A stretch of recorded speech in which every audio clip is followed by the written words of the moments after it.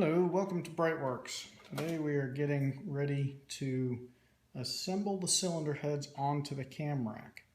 And one of the first things that we want to do is make sure that each one of these studs is clean and the threads are in good shape.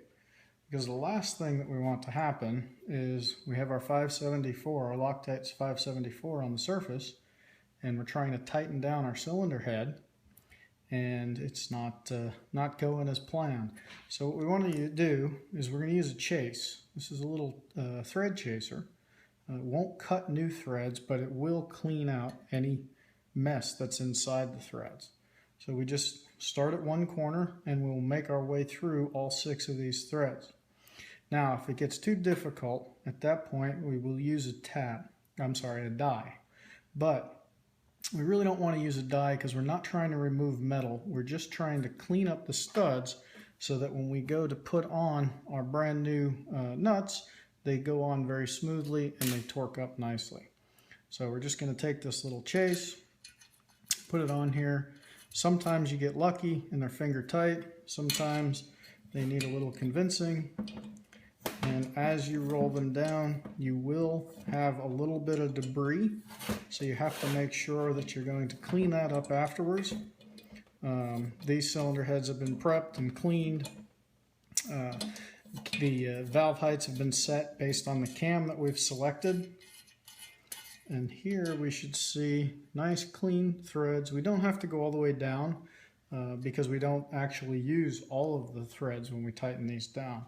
Because we'll have the cam rack, we'll have a lock washer, and then a spring washer, and then we'll have our nut on top of that.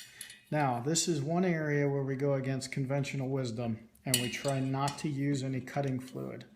And the reason for that is, although we will wear out these little chases a lot quicker, what we're trying to do is make sure that we don't contaminate the area where we would have our Loctite 574.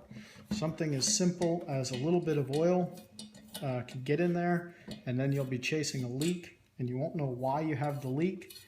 And basically what happens is it'll wick down through there and it'll compromise the integrity of your sealant.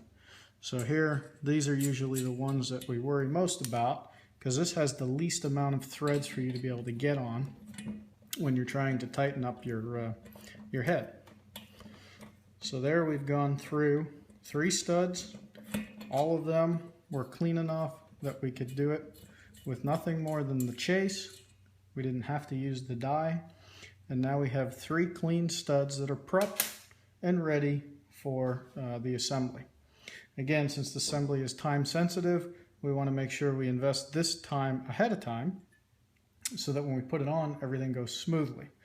If we wait, or if we allow something in here that compromises the integrity of our 574 sealant between the head and the cam rack, it'll take many hours to pull the engine back out of the car, pull the heads off, separate these out, and put everything back together again. So cleaning it now, cleaning it again, and cleaning it one more time before we assemble it is well worth the extra effort in the long term.